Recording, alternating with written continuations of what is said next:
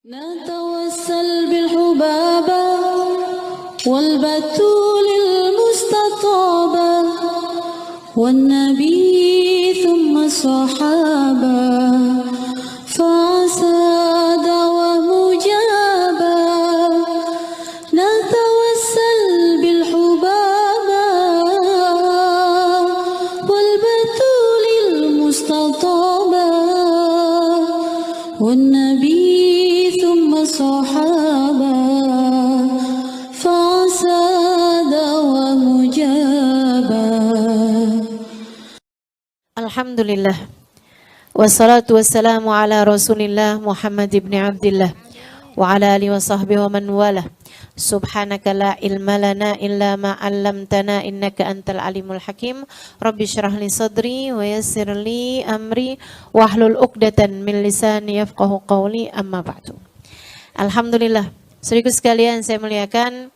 Hari ini kajian kita akan membahas mengenai perempuan hati dan akhlaknya. Perempuan hati dan akhlaknya.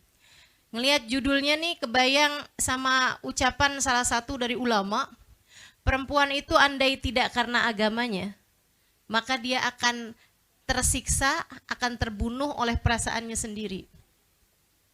Perempuan andai tidak karena agamanya, niscaya dia akan disiksa sama perasaannya sendiri. Sebentar ya, nih kayaknya kerudungan saya lepas dah.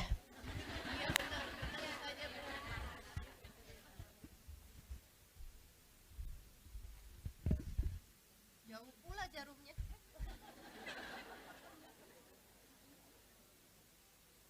Baru pernah nih saya begini.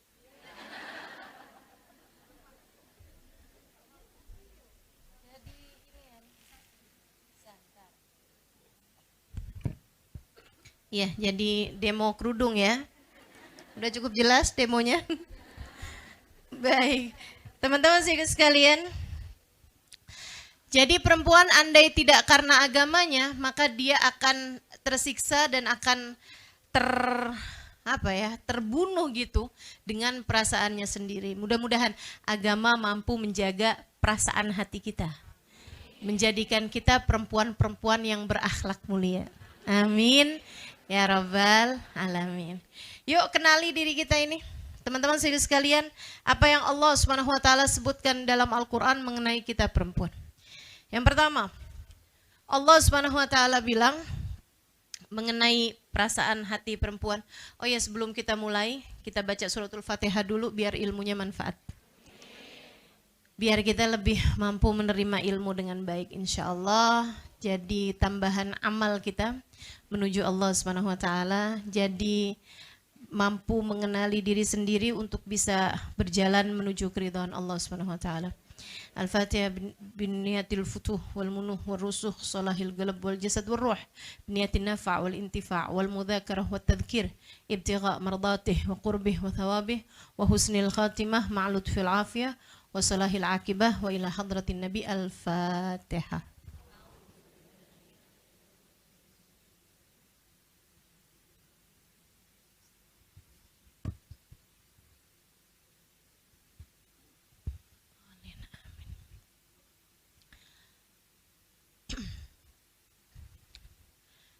Teman-teman saya sekalian, Allah Subhanahu wa taala mengatakan yang pertama nih mengenai hal ini ya, bahwa Allah jadikan laki-laki itu enggak sama sama perempuan. Perempuan tidak sama dengan laki-laki. Allah Subhanahu wa taala dalam Al-Qur'an, "Walaysa dzakaru kal untha." Walaysa dzakaru kal untha. Laki-laki tidaklah sama dengan perempuan. Artinya perempuan nggak sama laki-laki gitu. Jadi jangan disama-samain. Ini kan zaman sekarang nih, persamaan gender.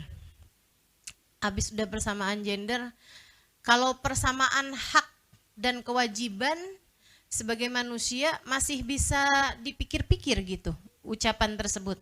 Akan tapi kalau persamaan gender tuh dari mana bisa disamain, emangnya beda kok. Badan perempuan sama laki emang beda, ya kan? Suara laki perempuan kan emang beda. Bahkan bentuk kepala laki-laki sama perempuan tuh beda. Makanya kalau ada orang laki-laki kepengen ngerubah diri jadi perempuan, salah satu operasi yang mereka kerjakan selain daripada operasi dagu, operasi yang lain tuh, itu mereka operasiin ini loh, tengkorak kepala. Jadi dikikis. Karena kan laki-laki kan lebih agak, ya gitulah ya, paham kan? Beda, dari tengkorak kepala aja Allah SWT bikin beda. Bagaimana mau disamakan? Ayat ini nih, itu adalah firman Allah SWT mengenai Sayyidah Maryam yang dari sejak hamil ibundanya, yaitu Sayyidah Hanna. Tahu kan ceritanya Sayyidah Maryam? Enggak tahu. Teman-teman saya sekalian, Al-Imran artinya adalah keluarganya Pak Imran. Keluarganya Pak Imran yang dimaksud di situ adalah istri dan putri beliau. Imran sebagai seorang nabi, Nabi Allah Imran bersama dengan istrinya Sayyidah Hanna itu menikah lama teman-teman, belum dikaruniai anak. Sampai satu waktu Sayyidah Hanna merasakan perutnya mulai berisi, bukan mie ayam, tapi janin dalam kandungan.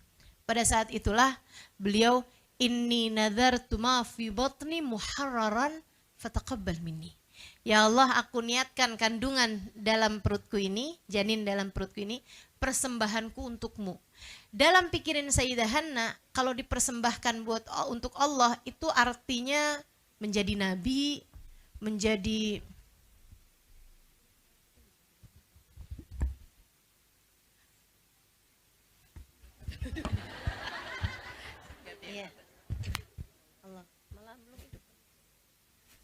Iya.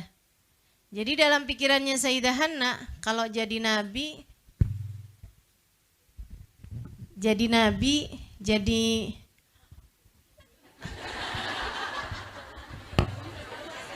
ini katanya yang di atas suaranya nggak terdengar keras.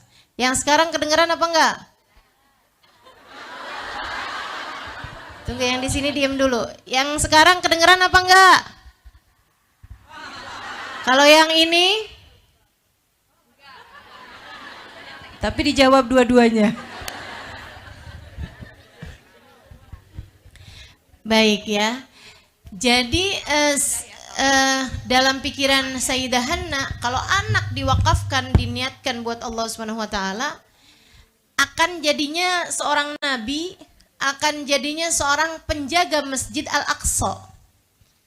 Karena mereka Bani Israel dan ada masjid besar di sana, yaitu Masjid Al-Aqsa.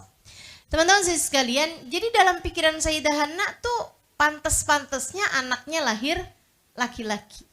Makanya begitu ternyata lahir, falamma wada'atha qalat rabbi inni wada'tuha untha wa laysa dzakaru kal untha. Dia bilang ketika Hanna melahirkan anaknya, dia kaget, lah ternyata perempuan nih. Perempuan kan gak jadi nabi. Mana ada nabi perempuan? Kalau ada orang ngaku-ngaku jadi nabi nih, kalau zaman sekarang sih gak laki gak perempuan, udah pasti bohongnya. Karena kan udah dipungkasin dengan Nabi kita Muhammad sallallahu alaihi wasallam. Udah tutup segel tuh. Nabi udah akhirnya para nabi, akhirnya para rasul. Tapi zaman itu tuh yang kebayang Sayyidah Hanna nih, anak saya wakafkan buat Allah, saya niatkan buat Allah, nanti akan anaknya laki-laki gitu. Ternyata perempuan. Falamma wada'atha qalat rabbi inni wada'tuha untha. Begitu lahir, lah kok ternyata anaknya perempuan nih. Walaysa dzakaru kal untha. Dan laki-laki enggak sama perempuan. Beda banget. Beda banget. Teman-teman saya sekalian yang saya muliakan, di zamannya Sayyidina Ali bin Abi Thalib, ada dua orang perempuan melahirkan dalam waktu yang kurang lebih bersamaan di dalam satu klinik. Jadi ada rumah bidan lah gitu ya. Ada dua orang melahirkan dalam waktu yang bersamaan. Yang melahirkan dua-duanya tentu saja perempuan. Yang dilahirkan ternyata ada satu laki-laki, ada satu perempuan. Dua-duanya sama-sama memperebutkan anak yang laki-laki. Katanya si A, tuh yang anak laki punya saya. Katanya si B, enggak tuh yang laki-laki punya saya, yang perempuan punya kamu. Gitu kan? Liatin aja tuh hidungnya, mirip sama saya. Padahal namanya anak bayi mirip semua ya. Dia bilang tuh kan, mirip sama saya. Ribut. Dua-duanya sama-sama memperebutkan anak yang laki-laki, sampailah ke penghakiman atau pengadilannya Sayyidina Umar bin Khattab, yang waktu itu menjadi hakimnya adalah Sayyidina Ali bin Abi Thalib. Sayyidina Ali lihat keluhannya apa, pengaduannya apa, dua-duanya. Sayyidina Ali terus bilang, nah, sekarang kalian berdua berarti sama-sama menyusui. Iya, wahai hakim yang mulia, betul. Kami berdua sama-sama menyusui, dalam artian mengeluarkan air susu. Kalau begitu silahkan kalian menuju ke kamar, ke ruangan yang tertutup. Silahkan kalian keluarkan air susu kalian dalam sebuah gelas. Dua-duanya sama-sama dikasih gelas yang sama, mungkin cuman beda warna gitu ya, biar gak ketukar lagi. Terlepot aja ketukar. Jadi yang satu lagi suruh nyusuin, yang satu lagi suruh nyusuin. Abis itu udah ditandain si ini ibu ini, si ini ibu ini, ditimbang lah. Kata Sayyidina Ali sebelum ditimbang, yang air susunya lebih berat itu adalah air susunya ibu yang anaknya laki-laki. Jadi sekalian maka ditimbanglah dan ternyata benar. Ternyata air susunya tuh nggak sama. Walaupun yang satu itu kelihatannya berisi badannya gitu ya, tapi ternyata air susunya lebih ringan daripada yang satunya. Kata Sayyidina Ali tuh, yang air susunya lebih berat, dia adalah pemilik anak yang laki-laki. Anak yang perempuan yang air susunya lebih ringan. Dari mana engkau tahu wahai Sayyidina Ali? Sebab Allah SWT berfirman, lidzakari mithlu hadzil unthayain. Lidzakari mithlu hadzil unthayain. Sesungguhnya untuk laki-laki dapat rezeki 2 kali lipat dari jatahnya perempuan. Teman-teman sekalian yang saya muliakan, itu laki-laki jatahnya lebih banyak. Kenapa? Energi mereka lebih banyak. Diharapkan laki-laki ngerjain kerjaan-kerjaan yang lebih berat. Energinya juga harus lebih berat. Gitu kan? Jangan kemudian bilang, oh jadi kita nih dikasih sama Allah rezekinya nggak terlalu banyak. Biar kamu itu terbiasa mengerjakan pekerjaan-pekerjaan yang ringan aja. Jangan ada yang jadi buruh, jangan ada yang nukang. Di sini nggak ada tukang kan? Tukang bangunan nggak ada, tukang angkut barang di pasar nggak ada kan? Nah itu dia teman-teman. Memang udah sama Allah didesain seperti itu gitu. Didesainnya oleh Allah SWT seperti itu. Meskipun ada sebagian perempuan yang lebih kuat daripada yang laki-laki banyak. Tapi secara umum Allah SWT menjadikannya memang seperti itu gitu. Ada perbedaan tenaga, perbedaan itu tadi ya, bentuk tubuh, termasuk juga perbedaan perasaan. Cara kerjanya otak tuh udah dibikin beda antara laki-laki sama perempuan. Laki-laki itu teman-teman sekalian, otak yang gede itu, yang banyak main itu otak sebelah kanan apa kiri nih? Kanan. Yang perempuan otak sebelah kiri. Nah otak sebelah kiri itu berisi kayak keterampilan gitu ya. Kalau otak sebelah kanan tuh lebih ke logika gitu, lebih ke logika. Makanya laki-laki itu banyak main ke logika, sementara perempuan itu banyak main ke perasaan. Teman-teman sekalian yang saya muliakan, itu sebabnya ada beberapa pekerjaan yang dalam syariat Islam tidak diperkenankan dilaksanakan oleh perempuan. Ada beberapa pekerjaan yang oleh Islam itu tidak diperkenankan untuk dilaksanakan sama perempuan, terutama untuk membuat keputusan-keputusan besar dalam syariat Islam ya. Saya tidak bicara dalam bangsa Indonesia, dalam syariat Islam. Teman-teman sekalian, seperti misalnya hakim dalam syariat Islam itu hakim tuh nggak boleh perempuan, harus laki-laki. Kenapa? Takutnya dia mutusin pas lagi PMS. Bener. Perempuan kalau lagi PMS, dia belajar nyetir mobil aja, tiangnya yang suruh mundur. Gotnya yang suruh nutup. Yang suruh ngejauh got-got ya. Masya Allah. Jadi memang teman-teman saya sekalian, Allah Subhanahu wa taala kasih perbedaan-perbedaan pada diri laki-laki dan perempuan. Perempuan jauh lebih istilahnya dalam sains itu ya, lebih multitasking. Itu ya, bisa mengerjakan berbagai macam hal dalam waktu sekaligus. Laki-laki jarang ada yang punya kemampuan seperti itu. Laki-laki tuh kalau konsentrasi kepada satu hal, nggak bisa konsentrasi kepada hal yang lain. Jadi kalau kamu ngajakin suamimu buat ngobrol, di saat dia lagi pegang HP, percaya saya dia nggak dengerin. Percaya saya. Kalau perempuan, bisa loh dia. Dia sambil main HP nih, misalnya gitu sambil buka HP, suaminya ngomong dia dengar, TV lagi jalan dia dengar. Tahu kelanjutannya. Perempuan tuh lebih bisa melakukan berbagai macam hal dalam satu waktu. Sampai-sampai ada seorang psikolog bilang, kalau kamu ngajak anak perempuan bicara, dia sambil gambar gitu ya, dia sambil bikin-bikin apa gitu, nggak apa-apa, lanjutin aja. Tapi kalau kamu ngajak ngobrol anak laki-laki, minta dia untuk konsentrasi kepada pembicaraanmu tersebut. Karena dia lebih mudah untuk fokus kepada satu hal aja, nggak bisa kepada hal-hal yang lain. Perempuan enggak nih kita nih.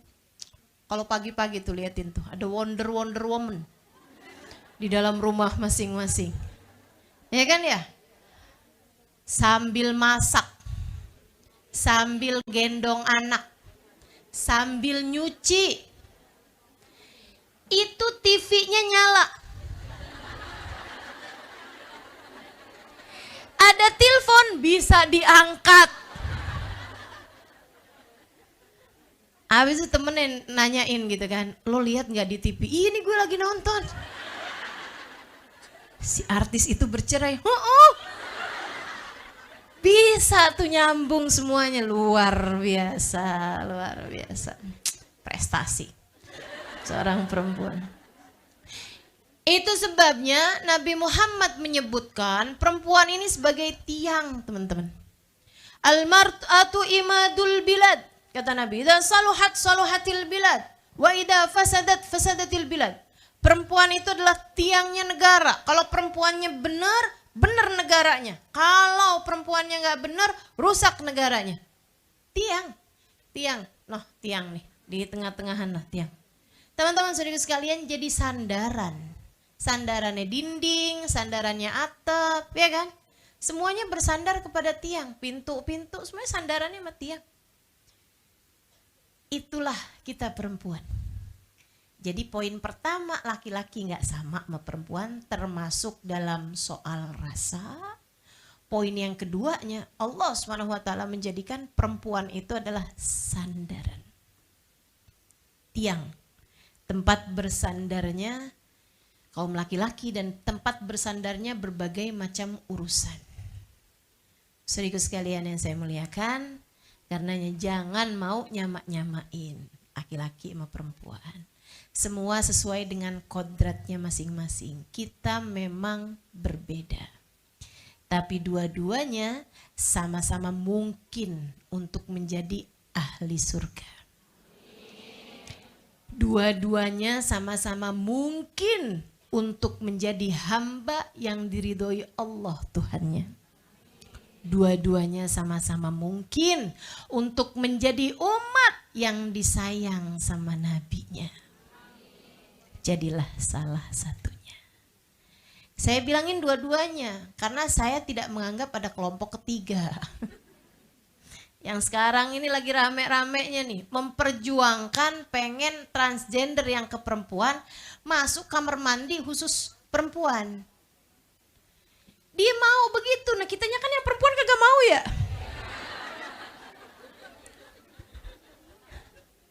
Mau nggak? Nggak mau. Katanya alasannya soalnya kita kalau masuk ke kamar mandi yang laki-laki suka digodain. Ya salah sendiri. Ya Allah, ya Allah. Baik, teman-teman sekalian saya muliakan, perempuan bedanya luar biasa. Selain daripada itu tadi tuh, multitasking, kemudian lagi sangat dikuasai sama perasaan lebih daripada kaum laki-laki begitu kan ya. Perempuan juga nih ya, saya suka ngerasain banget emang iya nih gitu. Ibu-ibu, teman-teman, adik-adik, anak-anak sekalian, pernah nggak kamu pergi ke supermarket mau beli ini, beli ini, beli ini, mau beli A, B, C, yang kebeli D, E, F, G, H, I, J, K sampai Z.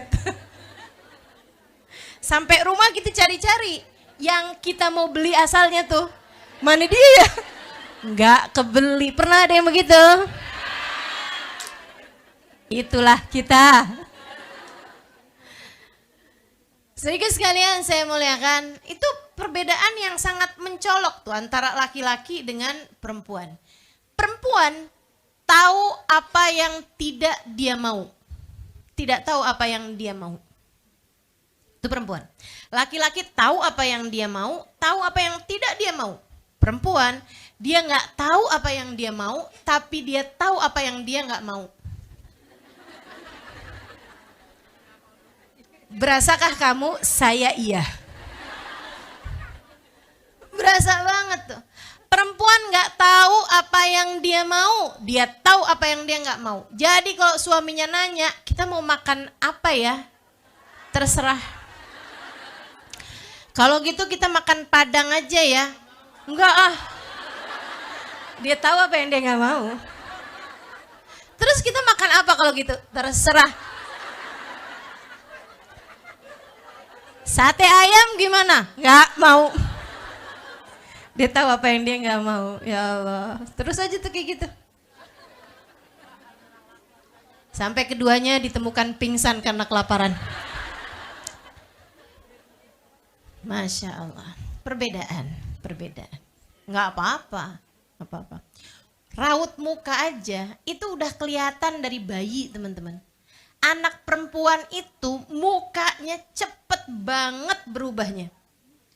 Perempuan tuh dari seneng ke sedih tuh cepet banget berubahnya gitu. Dalam semenit tuh bisa yang berubah berkali-kali raut mukanya. Tapi laki-laki datar aja. Kita gak ketahuan dia seneng apa gak seneng gitu kan. Tertarik apa gak tertarik, mukanya datar aja. Ya Allah, ya Allah.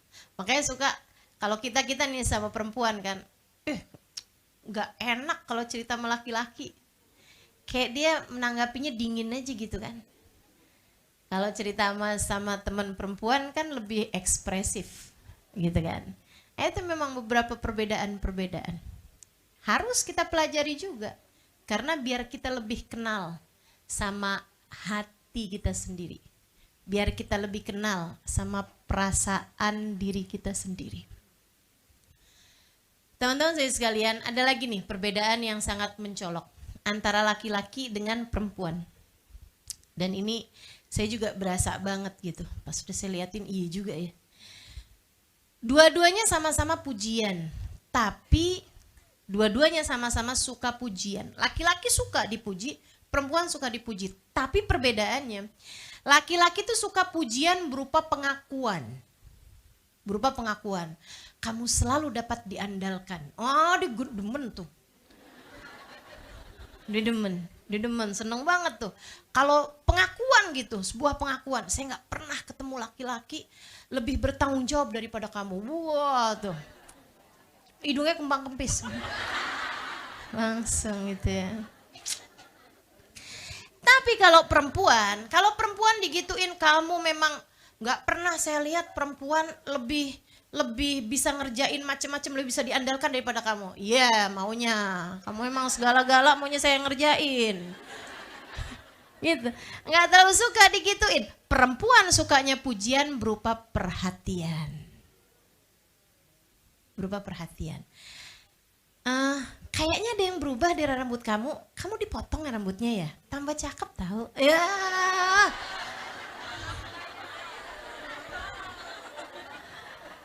bisa kayak yang, masa sih? Gitu.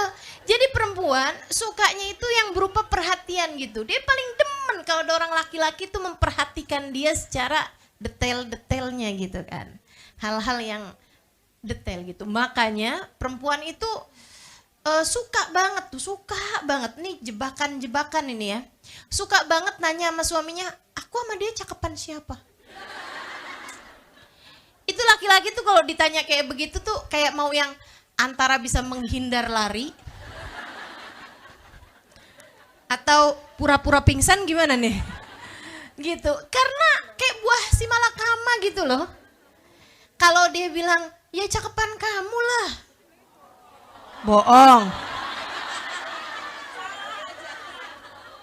Bohong gitu kan. Kalau dibilangin cakepan dia, waduh. Bisa tidur di luar. Jadi serba salah tuh dia tuh laki-laki tuh. Perempuan sukanya begitu. Perempuan suka pujian-pujian yang berupa perhatian.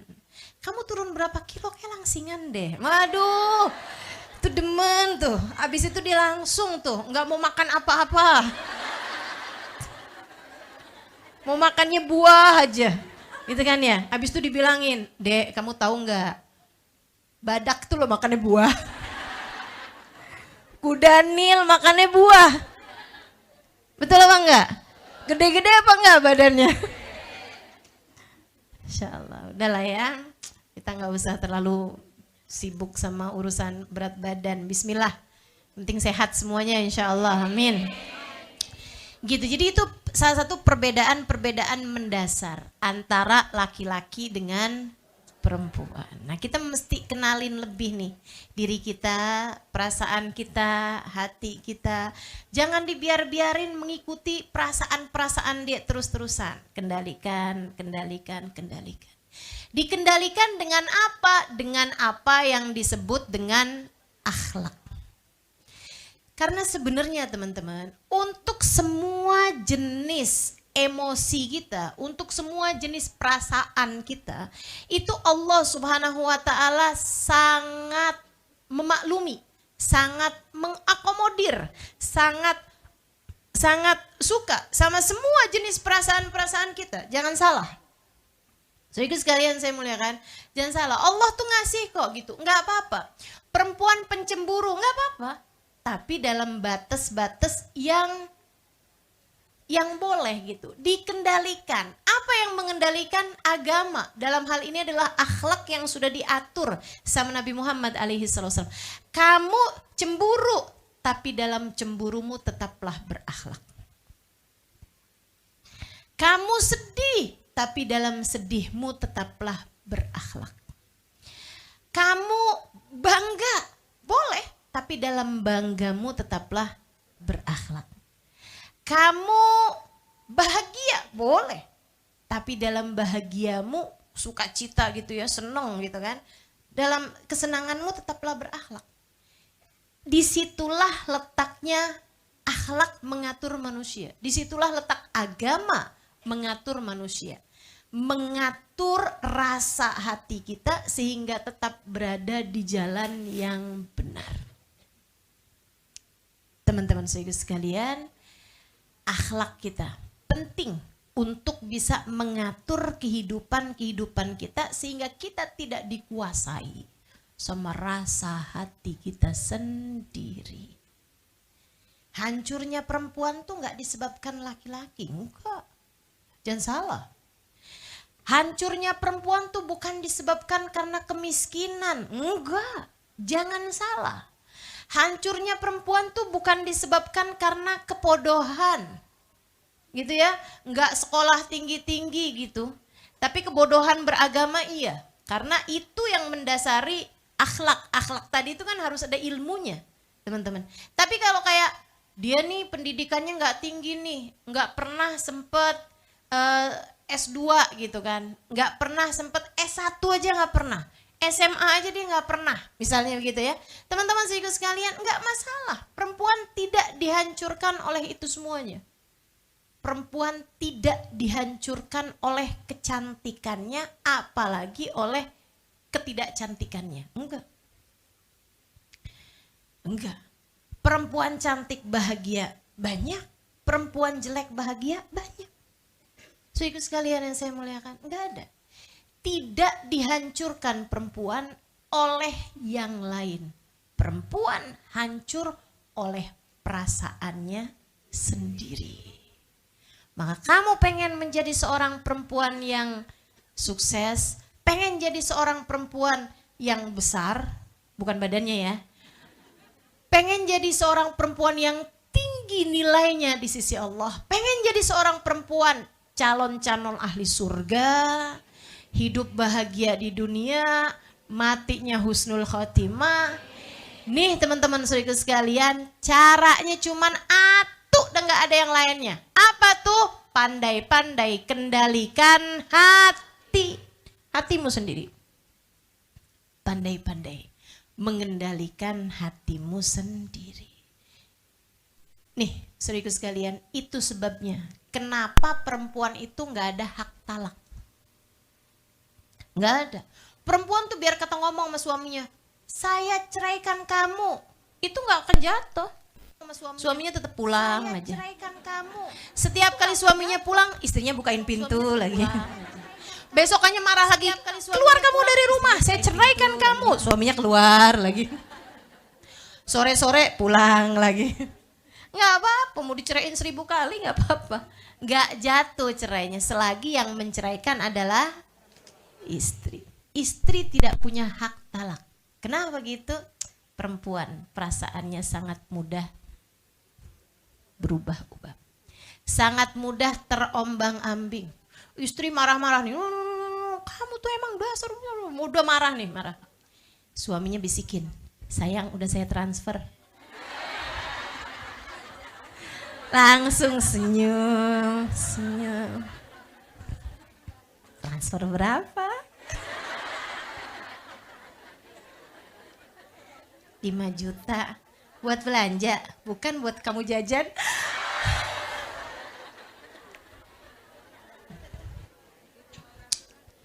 Perempuan, perasaannya sangat mudah. Sangat mudah. Bawa-bawa, sangat mudah berubah-ubah gitu. Makanya kamu pengen jadi perempuan hebat, pengen jadi perempuan dengan kualitas yang tinggi, pengen jadi perempuan yang berkelas surga. Ini teman-teman saya sekalian, ingat ucapan saya, pandai-pandailah mengatur, mengawal rasa hatimu sendiri. Diaturnya dengan apa? Dengan akhlak. Yuk, benerin hatinya, mari benerin perasaannya. Gitu ya. Baik, teman-teman sekalian yang saya muliakan, selebihnya yang namanya hal-hal dalam kehidupan kita yang gak enak gitu, itu udah pasti datang dalam kehidupan siapapun. Kamu jangan bilang, Ustazah, saya ya udah pastilah perasaan saya gak enak gitu. Kayaknya emang ujian saya tuh udah yang paling gede deh kayaknya. Gak ada orang hidupnya kayak saya nih, susah mulu. Gak ada orang hidupnya lebih daripada saya, udah saya deh yang paling menderita kayaknya RT saya, sekampung saya gitu. Saya sekalian nggak gitu. Ujian tuh udah qaddarallahu taqdira, udah diukur sama Allah Subhanahu wa taala. Udah diukur sama Allah, semuanya sesuai. Gitu ya. Nggak ada yang dikasih ujian lebih daripada kemampuannya. Tapi kalau ada orang gila Ustazah, ya itu dia, hatinya yang nggak kuat nerima ujian tersebut, akhirnya jadi PA gitu kan. Bukan karena ujiannya yang gede, bukan karena ujiannya yang gede. Kalau ada orang jadi gila tuh, terus stres gitu kan, wah ujiannya nih kegedean nih buat dia nih. Enggak, Allah nggak pernah keliru. Ngasih ujian buat setiap orang tuh nggak pernah keliru. Tapi Ustazah nih saya dari sejak awal kawin ya sampai sekarang ujiannya itu aja. Ya itu artinya kamu ulang mulu. Artinya kamu nggak lulus-lulus jalanin ujian yang satu itu. Makanya diulang-ulang mulu sama Allah. Makanya kita mesti pinter-pinter nih jalanin kehidupan biar naik-naik kelas. Gitu ya. Jadi nggak ada ceritanya orang diuji di luar batas kemampuannya. Nggak ada. Semua masalah ada pada hatimu sendiri. Kalau kamu lihat, itu kok hidupnya senang mulu. Ya enggak teman-teman, enggak gitu. Dia pasti menjalani banyak hal-hal berat juga dalam kehidupannya, tapi dia mampu melewatinya. Antara dia memang benar-benar mampu melewatinya, menjadi hamba-hamba yang pandai bersyukur, yang kata Allah wa qalilun min ibadiyas syakur, sedikit hambaku yang mampu bersyukur, atau dia pura-pura tersenyum meskipun hatinya berdarah-darah. Yang kedua, kamu jangan menjadi salah satunya. Enggak perlu gitu. Enggak perlu gitu. Sehingga sekalian, jadi gimana nih? Hidup tidak pernah ideal untuk siapapun. Kemampuanmu dalam hidup tergantung dari bagaimana kamu mengendalikan hatimu sendiri. Laki-laki tidak sama dengan perempuan. Yang kedua, laki-laki adalah perempuan tidak sama dengan laki-laki. Kemudian yang kedua, perempuan adalah sandaran. Diharapkan memang seperti itu. Kamu tuh sebagai tiang itu harus jadi tiang yang kuat, teman-teman sekalian. Tiang tuh perlunya cuma satu, kuat. Nggak harus cakep, gitu kan? Nggak harus menonjol gitu. Malah jadi aneh kalau tiang senengannya menonjol-nonjol, gitu kan? Tiang tuh kadang-kadang malah ketutupan, nggak ketahuan. Kalau ditanyain mana atap, kita langsung bilang, mana pintu, langsung bilang. Tapi kalau dibilang mana tiang, ada berapa tiang dalam ruangan ini, kita masih harus di sini ada nggak ya tiangnya ya, gitu, masih sempat mikir gitu kan, karena memang rata-rata tiang tuh seperti itu gitu. Tiang tuh perlunya cuma satu, jadilah tiang yang kuat. Ada rumah dari kayu aja, biasanya tiangnya dari semen, tiangnya dari apa tuh namanya, cor-coran itu kan, terdiri dari batu, dari besi, dari pasir, dari semen. Pasti selalu aja yang namanya tiang itu selalu dicari yang paling kuat.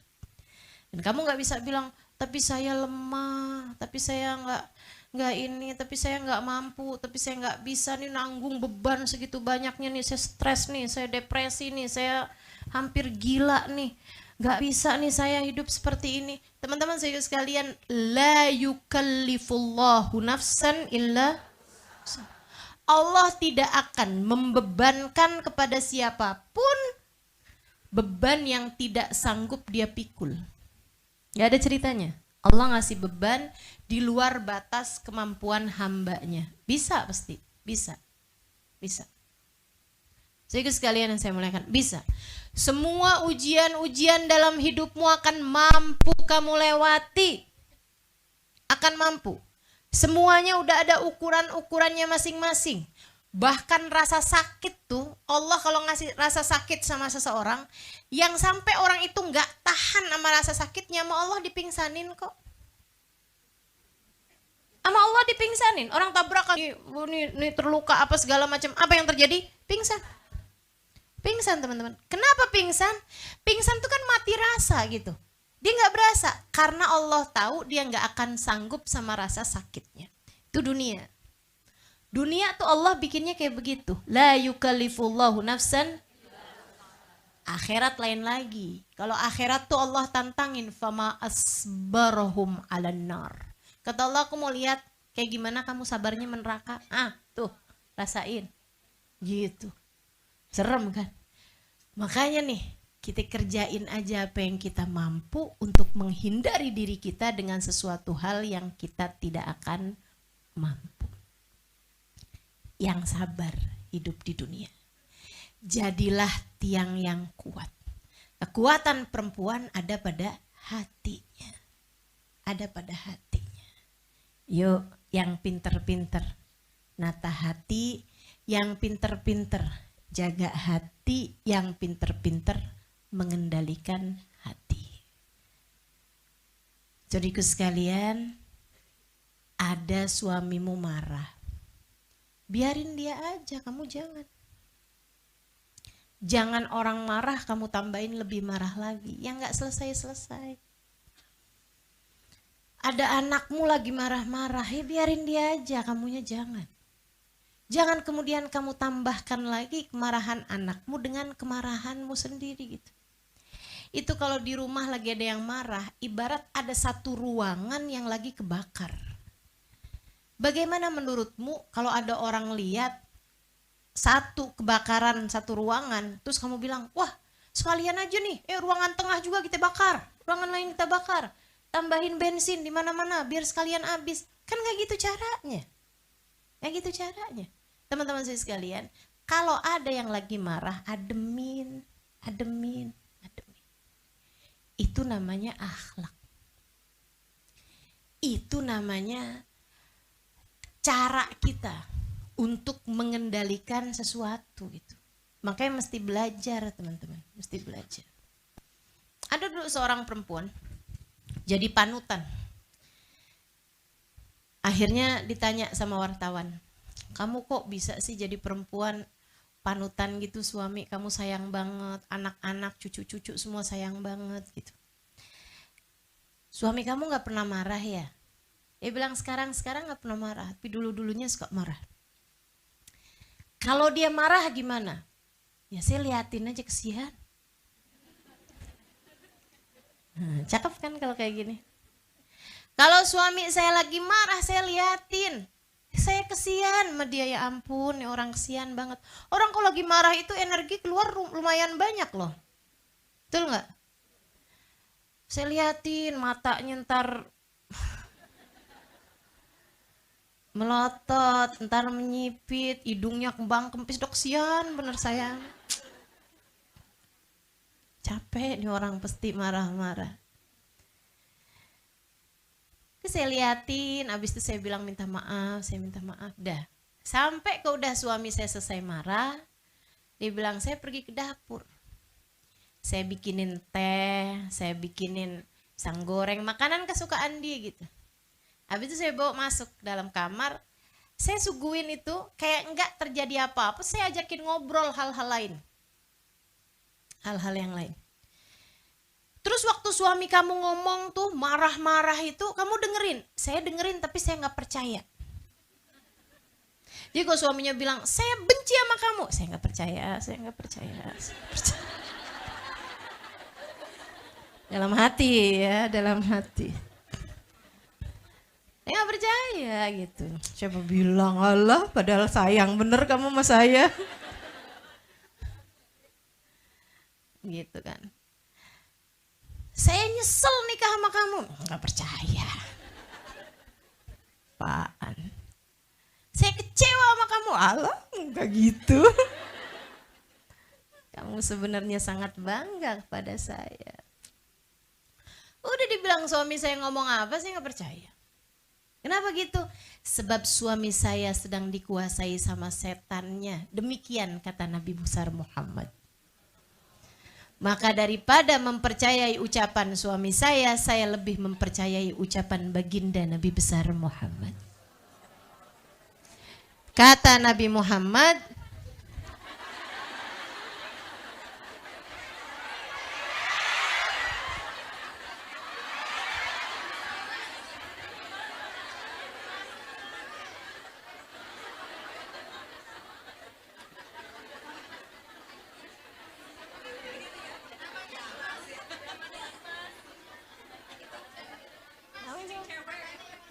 oh iya, kucingnya ternyata cewek nih.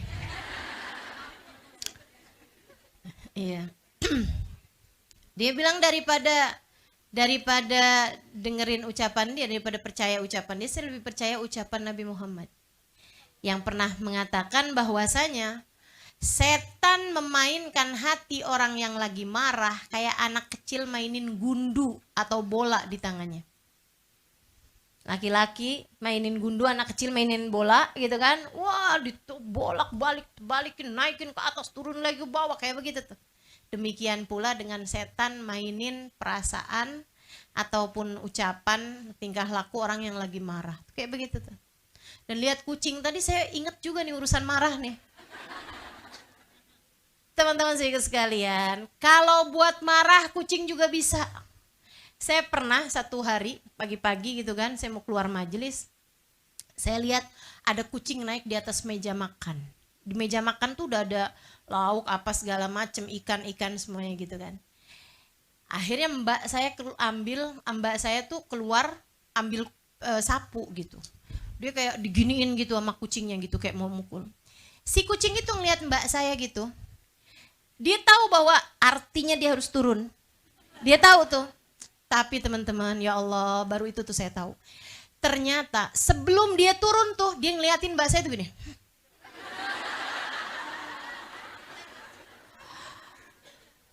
Abis itu sih dia turun gitu ya, tapi sempet tuh diliatin dulu gitu. Kayak nakar-nakar kekuatan. Saya pikir, ya Allah, kucing aja lo bisa marah. Jadi kalau cuman sekedar bisa marah, kelasmu kelas bukan kelas ahli surga. Kelasnya ahli surga, kelasnya orang yang mampu menahan kemarahan.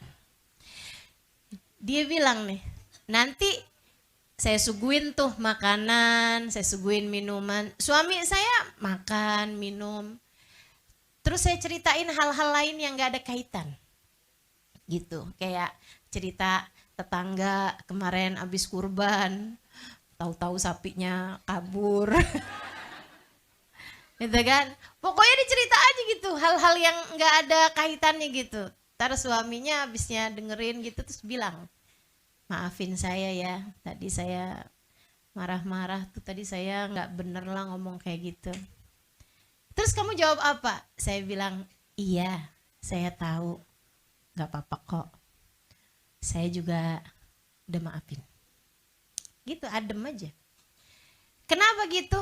Dia bilang sebab sekarang dia sudah tidak lagi dikuasai emosi, sudah tidak ada lagi dikuasai setan, sekarang saya percaya sama ucapannya.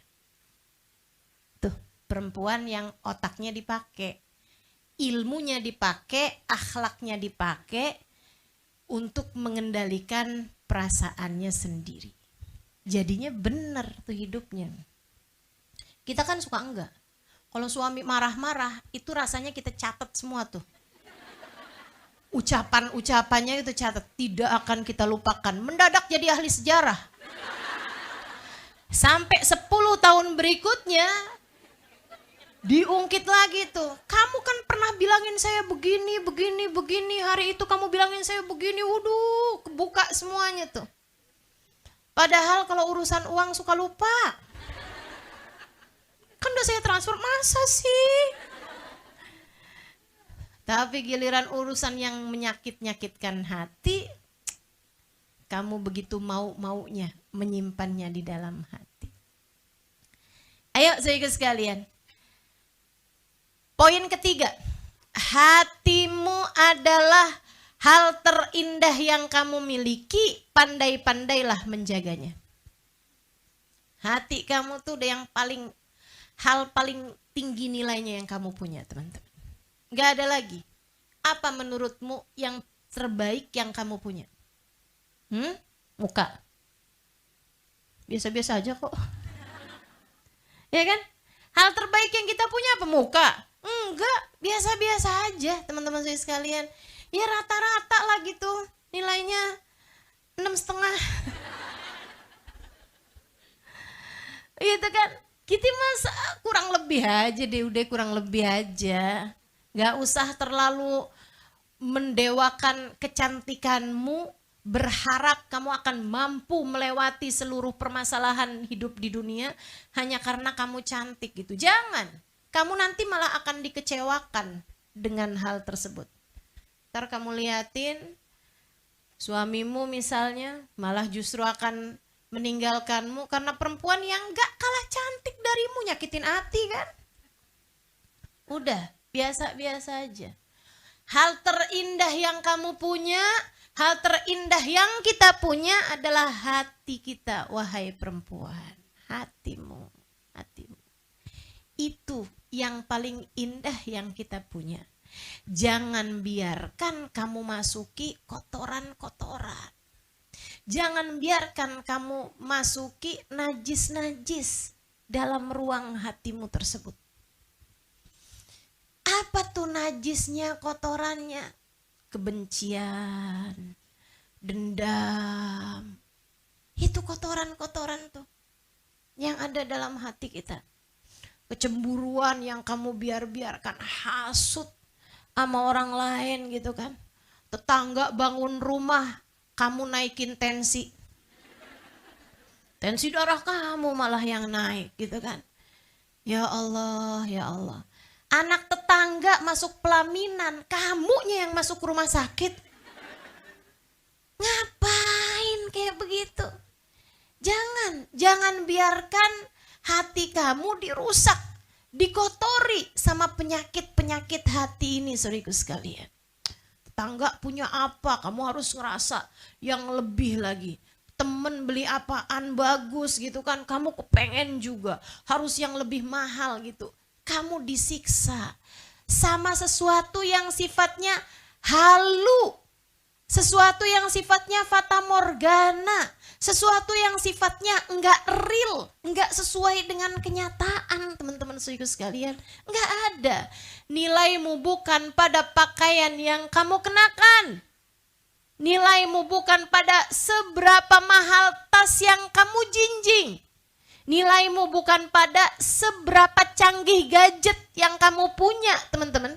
Itu semuanya hanya sebagai pelengkap dalam kehidupan kamu. Jangan sampai HP-mu kamu masukkan dalam hati. Gelangmu, perhiasanmu kamu masukkan dalam hati. Tas, baju, sepatu, semuanya kamu masukin dalam hati. Yang ada hatimu ruwet.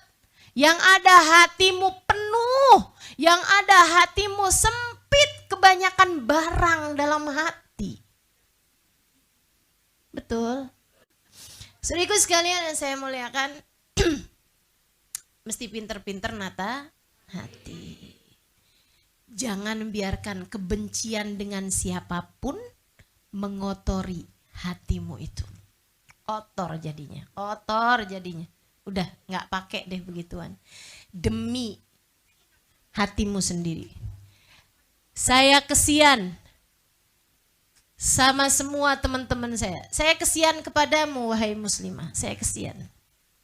Karenanya atas nama cinta, atas nama sayang, saya sampaikan kepadamu.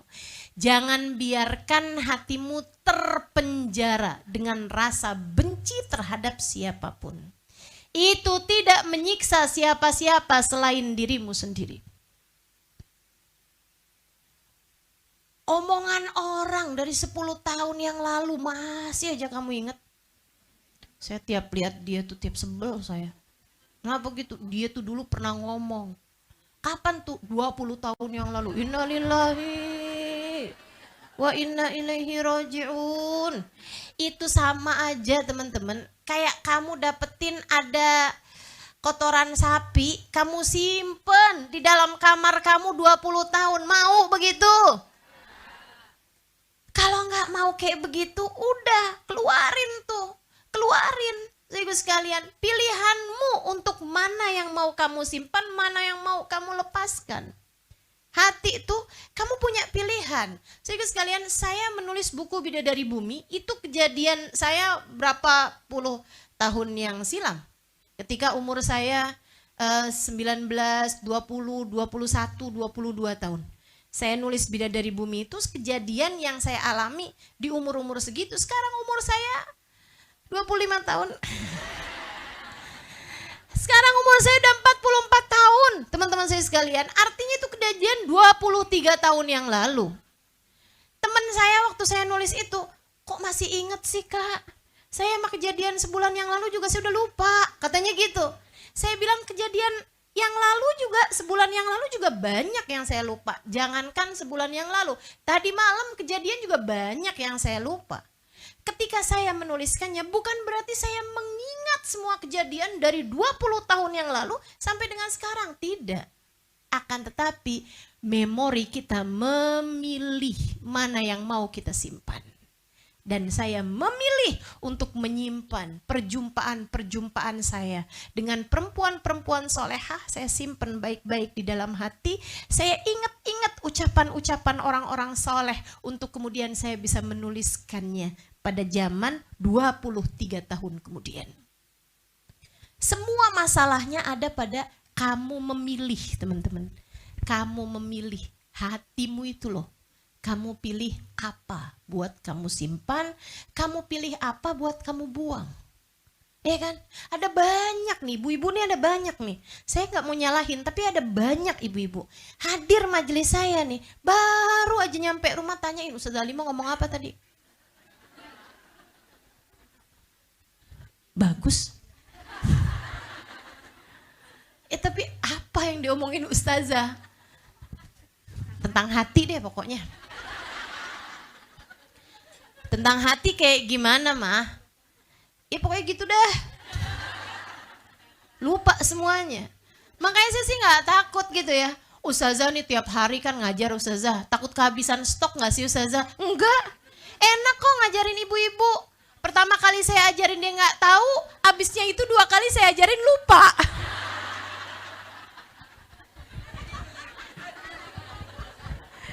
Diulang-ulang aja juga gak apa-apa. Lupa mulu. Ya Allah, ya Allah. Hatimu pakai dia. Memilih hal-hal yang indah. Ustazah tunggu dulu nih. Yang indah sama yang gak indah tuh Ustazah. Atau yang penting sama yang gak penting tuh yang kita mesti simpen di hati ini kan yang penting. Yang indah, yang bagus, yang baik gitu. Sama yang gak bagus, gak baik semuanya kita buang-buang gitu. Ustazah yang mana yang bagus, yang mana yang gak bagus. Saya kasih tahu. Dengerin saya. Yang mana yang penting, yang mana yang gak penting. Nih saya kasih tahu. Nah yang mana yang indah, yang mana yang gak indah. Saya kasih tahu. Apapun yang kamu bawa mati, itu adalah sesuatu yang indah. Apapun yang hasilnya adalah surga, itu adalah indah teman-teman. Apapun yang hasilnya adalah neraka, murka Allah Subhanahu wa Ta'ala, atau sesuatu yang tidak akan kamu bawa mati, itu adalah sesuatu yang tidak indah. Sesuatu yang gak indah gitu. Jadi barang-barangmu itu gak sebegitu pentingnya untuk jadi sebab kamu naik turun perasaan hanya karena hal-hal itu.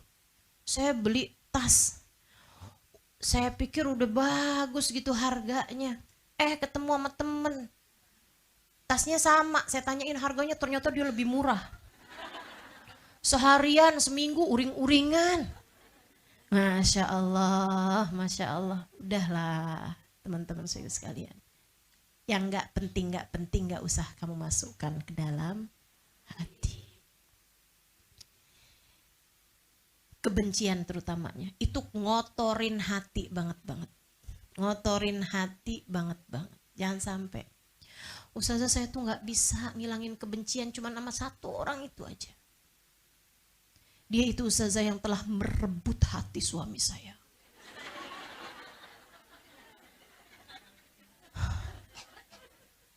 Hatimu tuh hati suamimu tuh apa sampai bisa diperebutkan begitu? Udahlah gitu. Saya bolak-balik bilangin nih ya sama yang hadir-hadir majelis di mana-mana nih, saya bilangin juga nih karena kan suka lupa tuh ibu-ibu. Saya bilangin juga sama teman-teman di Bani Umar. Saudaraku sekalian yang saya muliakan, ketika hati suamimu berpaling darimu, itu adalah tali yang Allah Subhanahu wa Ta'ala ulurkan untukmu untuk menarikmu kembali kepadanya. Saya ulangi. Saudaraku sekalian saya muliakan, ketika hati seseorang berpaling darimu, bahkan bukan hanya suami, bisa jadi anak, bisa jadi saudara gitu kan. Hati siapapun berpaling darimu, itu adalah cara Allah mengulurkan talinya untuk menarikmu kembali kepadanya.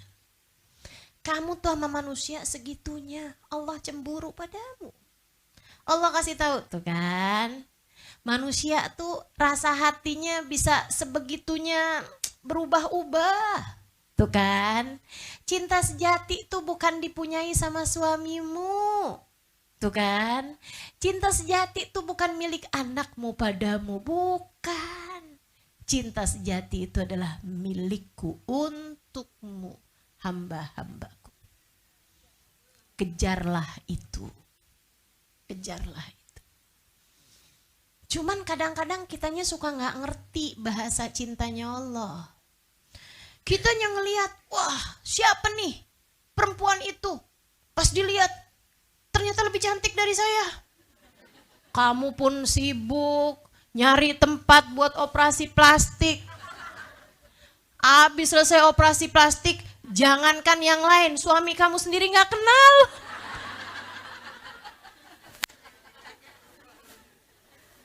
Ya Allah, saya pernah tuh di make upin, habis selesai di make up saya ngeliat muka saya sendiri, saya gak kenal. Siapa ini ya? Insya Allah. Teman-teman saudaraku sekalian yang saya muliakan, jadi gitu kan, kamu mesti pinter-pinter tuh, simpen dalam hati kamu tuh sesuatu yang kamu rasa, oh ini penting, ini penting. Makanya kalau hadir majelis tuh, simpen di hati. Itu sebabnya saya gak suka difoto. Memori itu bisa hilang, teman-teman. Selain daripada mungkin untuk dibuka oleh laki-laki gitu kan, saya ingin lebih mampu menjaga diri. Teman-teman sekalian, selain daripada itu memori HP itu bisa hilang. Apalagi foto dari kejauhan gitu kan, kelihatan muka saya juga jauh, nggak kelihatan kayak apa mukanya gitu. Hilang kemudian, bisa aja memori bisa mudah hilang, akan tetapi hati dia tahu siapa yang dia cinta. Makanya yang indah-indah, yang cakep-cakep, yang bagus-bagus simpennya di dalam hati. Firman Allah cakep-cakep. Hadis Nabi Muhammad cakep-cakep. Ucapan para ulama, ucapan para kekasih-kekasih Allah bagus-bagus. Vitamin-vitamin tuh buat hati kita. Kitab-kitab tuh banyak berisi vitamin-vitamin tuh bagi ruh kita.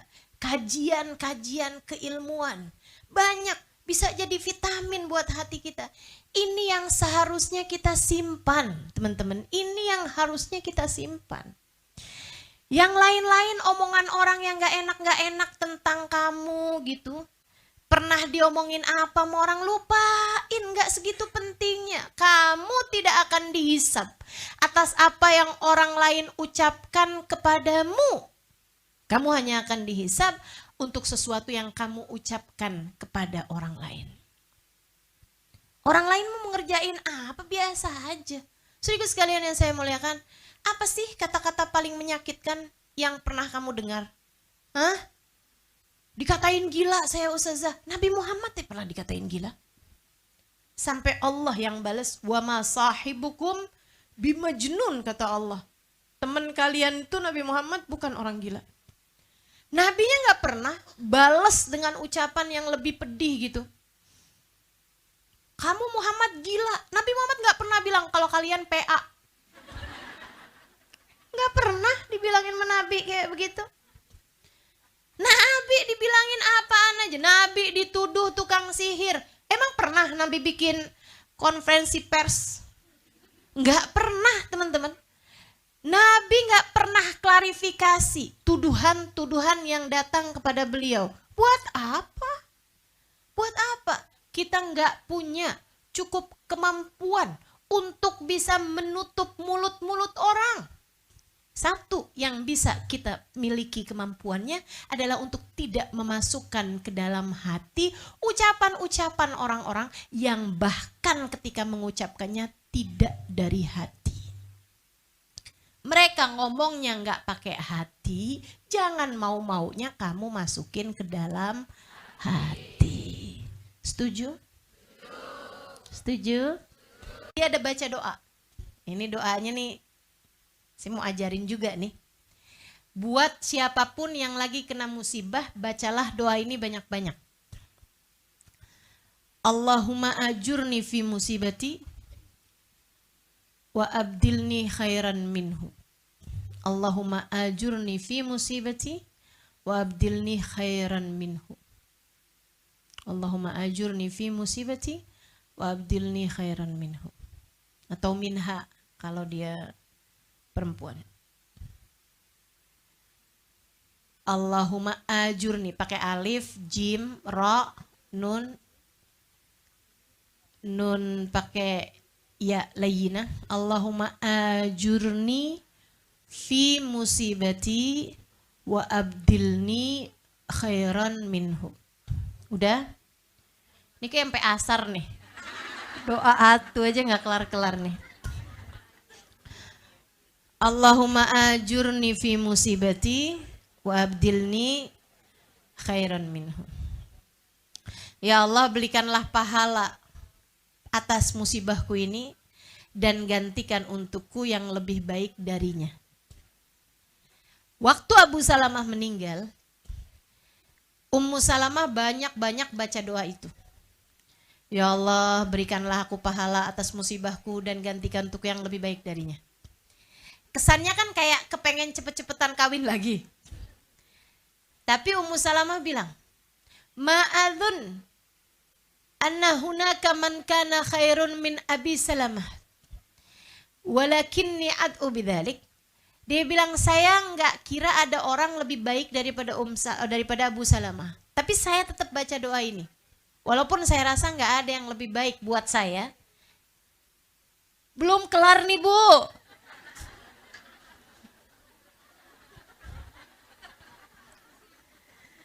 Saya nggak bisa mulai cerita nih, mesti ribut aja. Apa tadi?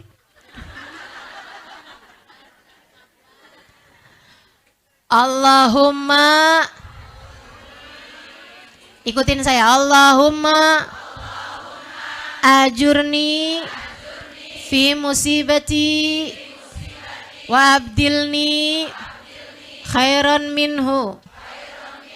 Coba baca sendiri. Allahumma ajurni fi musibati wa abdilni khairan minhu. Dan katanya Salamah, aku kira nggak ada orang lebih baik daripada Abu Salamah. Tapi saya akan tetap membaca doa ini karena saya pernah mendengar Nabi Muhammad memerintahkannya. Ya, Nabi Muhammad nyuruh kita kalau habis kena musibah, suruh baca doa itu. Jadi walaupun dipikir nggak ada orang lebih baik buat saya daripada Abu Salamah, tapi saya terus doa karena Nabi Muhammad suruh. Teman-teman sekalian saya muliakan, subhanallahnya dilamar sama Nabi Muhammad. Yang pastinya lebih baik daripada Abu Salamah. Segitunya Salamah nggak langsung mau, nggak gitu. Beliau menolak lamaran Nabi Muhammad. Bukan karena sok jual mahal, bukan. Ini perempuan-perempuan pinter nih. Kita nih mesti banyak belajar. Ibu-ibu, teman-teman, sama orang-orang pinter-pinter nih mesti banyak belajar. Biar kitanya juga tambah lama tambah pinter.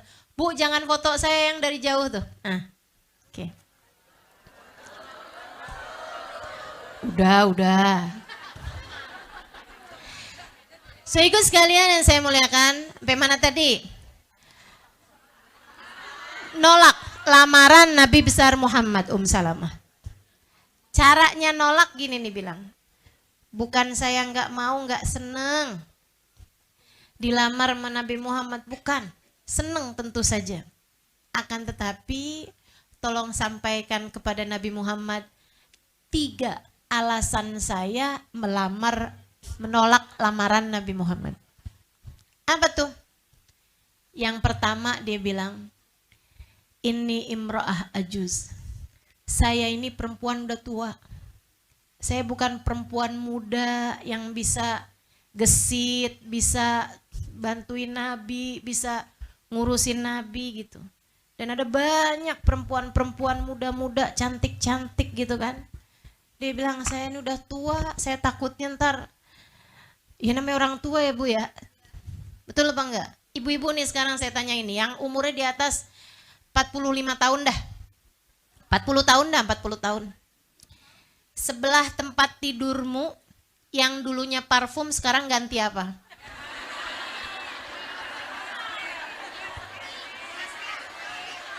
Fresh care, minyak angin, minyak kayu putih, no apa no?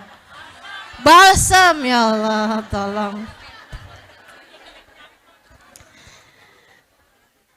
Dulu kalau nyium yang wangi-wangi gitu, suaminya inget istrinya. Sekarang suaminya inget istrinya kalau pas lagi ada bau balsam nih, inget istri saya nih. Wah, gak enak bet dah. Nah itu jadi takutnya gitu. Takutnya nih Ummu Salamah nih takutnya nih ya. Rasul, saya pijitin ya Rasul, tapi habis itu gantian. Takut aja kan namanya orang udah tua. Jadi dia bilang tolong sampaikan salamku kepada Nabi. Alasan saya menolak Nabi Muhammad satu, karena saya udah tua, saya takut gak bisa ngurusin Nabi Muhammad. Saya takut gak bisa khidmah bener sama Nabi Muhammad. Yang kedua dia bilang, saya punya banyak anak, takutnya malah jadi Nabi mesti nanggung nafkah anak-anak saya, jadi ngerepotin aja. Nabi juga udah punya banyak tanggungan, saya tambahin pula dengan tanggungan anak-anak saya. Dan yang ketiga, ini imra'ah ghayurah, saya nih perempuan tukang cemburu. Saya perempuan pencemburu, saya takutnya dengan kecemburuan saya malah akhirnya ngerepotin Nabi Muhammad tuh. Pinter banget gak sih? Sedikit sekalian yang saya muliakan, sebenarnya emang iya loh. Cemburu kita tuh banyak yang ngerepotin suami. Tiba-tiba aja diem aja. Tanyain kamu kenapa? Gak apa-apa.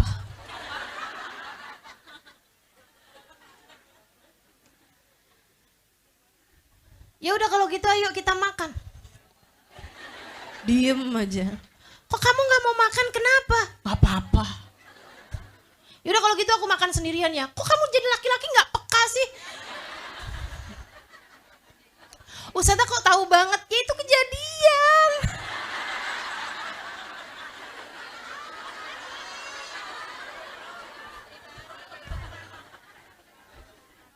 Sehingga sekalian, sampai-sampai suami saya tuh pernah bilang,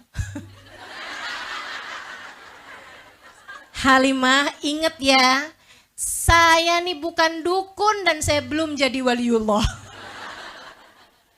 Ya kan yang tahu-tahu keadaan tanpa diceritakan kan kalau enggak kadang-kadang dukun katanya kan gitu ya.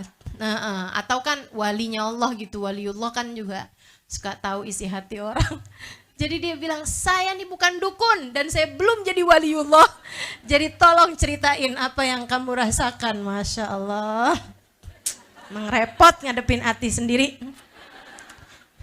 Jadi saudaraku sekalian yang saya muliakan, betapa seringnya hal-hal yang sifatnya cemburu gitu kan, itu menyiksa hati-hati kita gitu. Dan itu yang disampaikan oleh Ummu Salamah kepada baginda Nabi besar Muhammad.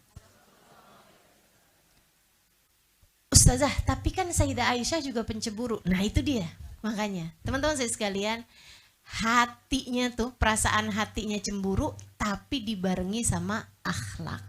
Maksudnya Salamah itu takut sifat cemburunya membuat dia keluar dari akhlak yang mulia. Sehingga akhirnya bikin sedih, bikin galau, bikin susah baginda Nabi besar Muhammad sallallahu alaihi wasallam. Disampaikanlah hal itu kepada Nabi Muhammad dan inilah jawaban Nabi. Nih ya, apa kata Nabi? Amma hiya ajuz, kalau masalah dia tua, saya juga bukan lelaki muda. Saya juga tua, kata Nabi. Marilah kita menjalani masa tua bersama-sama. Aduh. Dari sini juga ya, saya bisa belajar gitu untuk yang ngomong sama suami itu yang enak. Ngomong sama suami itu yang enak. teman-teman. Ustazah jadi kayak romantis gitu sama suami. Iya, omongin aja gitu. Omongin aja. Andai waktu bisa kuulang,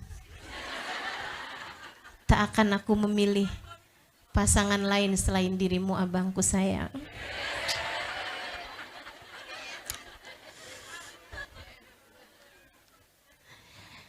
Aku percaya kamu adalah kunci surgaku. Sebab ketika aku bersamamu, aku merasakan sekeping surga di atas muka bumi ini.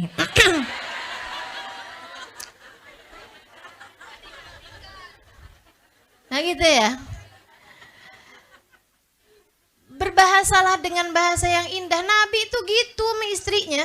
Nabi gitu, bahasanya tuh cakep. Sayyidah Aisyah tuh sama Nabi dipanggil, ya Humaira, wahai yang pipinya kemerah-merahan. Sama Nabi ntar dipanggil ya Aish, wahai hidupku. Aduh, luar biasa. Nabi memang segitunya. Dan gak cuman sama istrinya teman-teman, sama putrinya, sama sahabat-sahabatnya. Nabi memang bahasanya indah. Kenapa? Hatinya indah. Hatinya indah, pakai bahasanya indah. Sama putrinya Nabi Muhammad bilang, Fatimah bid'atun minni. Fatimah adalah bagian dariku, separuh aku Fatimah. Wish. Orang tua mana yang ngomong begitu sama anaknya? Masya Allah. 1400 tahun lalu loh, di zaman anak perempuan biasanya dikuburkan hidup-hidup. Nabi berkata tentang putrinya, Fatimah bagian dariku, separuh aku Fatimah. Masya Allah. Sama sahabat-sahabatnya Nabi Muhammad tuh gitu bahasanya. Sama Sayyidina Abu Bakar, ana wa Abu Bakar kasyirakin na'al ghaira anni sabaqtuhu bin nubuwah. Aku sama Abu Bakar nih kayak sepasang sendal. Hanya saja aku mendahuluinya karena aku seorang nabi dan dia bukan. Tapi kami adalah sepasang sendal, tak akan pernah terpisahkan. Cakep bener dah. Nabi gitu. Bahasanya tuh cakep-cakep teman-teman saudariku sekalian.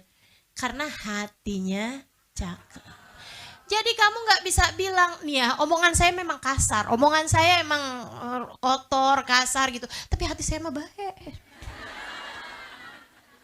Gak ada ceritanya Bu. Gak ada ceritanya Kak, Dek. Gak ada ceritanya. Kalau yang keluar dari lisanmu itu adalah kalimat-kalimat najis, mohon maaf ya. Ngatain orang begini, ngatain orang barang-barang najis gitu kan. Ya berarti menunjukkan bahwa hatimu juga kayak gitu. Sebab lisan kita ini adalah moncong dari apa yang ada di dalam teko hati kita. Kalau teko hatinya itu isinya susu, yang keluar juga bakalannya susu. Kalau di dalamnya oli, yang keluar juga oli.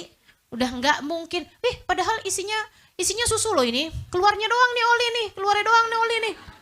Ya nggak ada ceritanya, gitu. Akhirnya sampailah itu kepada Nabi, kata Nabi gitu tuh. Kalau masalah dia tua, saya juga tua. Mari kita jalanin masa tua bersama-sama. Kalau masalah dia itu punya anak-anak, fa'auladuha auladi. Kata Nabi, anak dia anak saya juga. Insya Allah ya, indah Nabi Muhammad. Dan itu bukan cuma omdo teman-teman. Bukan cuma omong doang gitu. Bukan cuma janji-janji palsu kayak yang akan nanti nih, bentar lagi nih. Orang mau kepilih gitu kan, janji ini, janji itu, janji ini, janji itu. Tapi begitu duduk di kursi pada lupa. Kan banyak yang begitu tuh. Nabi enggak gitu. Saudaraku sekalian, Nabi enggak gitu. Nabi sama Salamah enggak gitu. Benar-benar apa yang disampaikan Nabi sebelum nikah nih dilaksanakan sama Nabi Muhammad. Anak-anaknya Salamah semuanya jadi seperti anak-anaknya Nabi Muhammad sallallahu alaihi wasallam. Dinafkahin Nabi nggak kurang, dipenuhi semua kebutuhan duniawinya Nabi Muhammad, dididik, diajarin semuanya sallallahu alaihi wa ala alihi wa sahbihi wasallam. Terus kata Nabi, amma hiya ghayurah, nih dengerin. Nabi bilang, adapun masalah dia pencemburu, Nabi nggak bilang saya juga pencemburu atau saya juga nggak apa-apa kok dicemburuin, nggak gitu. Saya akan berdoa, meminta kepada Allah agar menghilangkan hal itu dari dirinya. Karena Nabi tahu sifat pencemburu tuh, kecemburuan itu teman-teman, merusak hati perempuan dan bisa merusak hubungan yang sudah terjalin antara suami dengan istri. Jangan mau disiksa sama kecemburuanmu. Jangan. Jangan. Nabi Muhammad doain biar dia dihilangin. Saya sarankan padamu, kalau kamu merasa sudah di tingkatan tersiksa, silahkan kamu berdoa. Ya Allah, angkatlah sifat ini dari dalam hatiku ya Allah. Sebagaimana engkau telah mengangkatnya dari diri Sayyidah Ummu Salamah. Ummu Salamah tuh diantara istri-istrinya Nabi yang paling gak cemburuan. Karena doanya Nabi Muhammad SAW. Sampai-sampai di saat Nabi Muhammad sakit, beliau kumpulin semua istri-istri Nabi selain Aisyah.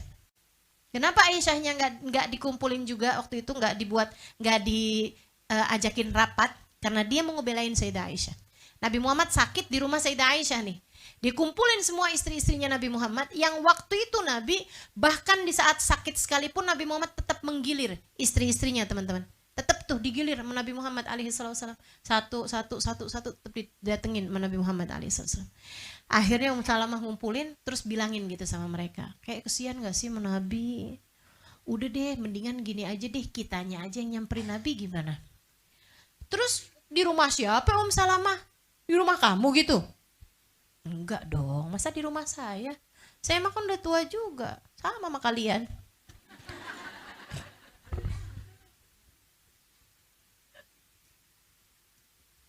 Istri Nabi itu yang lain semuanya rata-rata udah tua-tua teman-teman.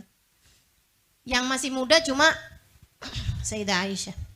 Katanya Salamah, gimana kalau beliau biar di rumahnya Sayyidah Aisyah. Itu sebabnya Sayyidah Salamah gak ngajakin Sayyidah Aisyahnya ikut rapat.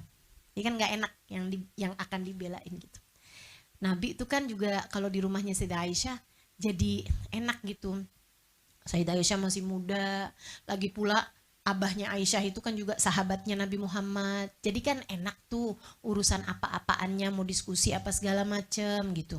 Terus juga rumahnya paling deket sama rumahnya Sayyidah Fatimah. Jadi kan enak juga tuh Sayyidah Fatimah mau datang-datang ke situ gitu.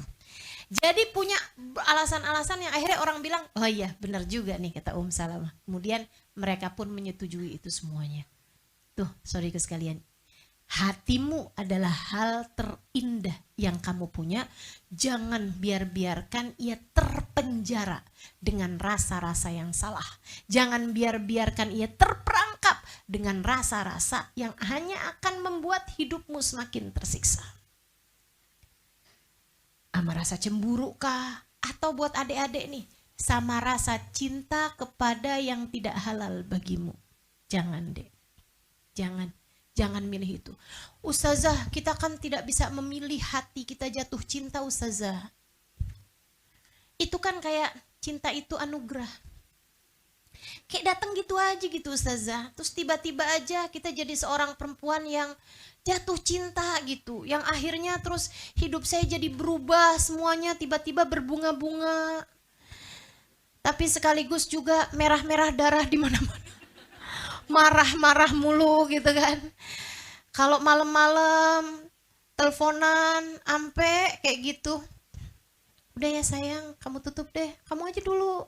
Kamu aja yang tutup. Ya udah kalau gitu nggak apa-apa deh. Kamu tidur aja, nanti aku dengerin suara dengkurmu. Please deh. Ya Allah, ya Allah. Dengkur mana yang merdu? Saudaraku sekalian, saya muliakan, kamu tersiksa dengan perasaan-perasaan seperti itu kan gitu. Tapi Ustazah kita kan nggak bisa milih kita jatuh cinta. Bisa. Memang jatuh cintanya pertama kali itu, rasa tertariknya pertama kali itu turun begitu aja. Kamu nggak punya, itu takdir. Kita nggak pernah tahu kita akan jatuh cinta kepada siapa teman-teman. Itu takdir betul. Tapi rasa sukanya pertama tuh emang takdirnya Allah SWT. Tapi kamu deketin dia minta nomor teleponnya, itu ikhtiar kamu. Itu usaha kamu. Itu yang akan dihisab sama Allah Subhanahu wa taala. Tapi kalau begitu datang rasa hati, kamu tahu ini adalah rasa yang salah. Ya Allah, mohon bimbinganmu ya Allah. Mohon bimbinganmu ya Allah. Terus minta bimbingan dari Allah Subhanahu wa taala, insya Allah jalannya nggak akan salah. Gitu ya. Untuk semua rasa hatimu, karena hatimu adalah sesuatu yang paling penting. Untuk semua rasa hatimu, mintalah Allah yang mengendalikan. Pagi-pagi bersama dengan sholat duha, kamu sholat juga sholat istikharah 2 rakaat.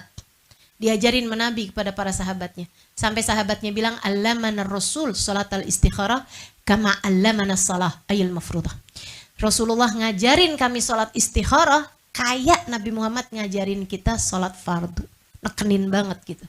Nah, kita pagi-pagi nih, pagi-pagi habisnya bersama dengan sholat duha, sholatlah 2 rakaat sholat istikharah. Usolli sunnatal istikharah rakaatain lillahi ta'ala. Allahu Akbar. Habis selesai sholat kamu bilang, ya Allah, ada hari baru yang kau minta hamba menjalaninya ya Allah. Yang kau minta saya menjalaninya ya Allah. Ya Allah, bimbinglah saya. Biar bisa berucap kalimat-kalimat yang baik sepanjang hari ini. Biar bisa berpikir hal-hal baik pada hari ini. Biar hati saya hanya merasa hal-hal yang baik ya Allah. Bimbing hati saya ya Allah. Biar memiliki rasa-rasa yang benar. Rasa-rasa yang baik terhadap berbagai macam urusan. Begitu? Insya Allah. Sebaiknya kita tutup majelis kita dengan kita membaca suratul Fatihah. Kita minta hajat-hajat kita semua.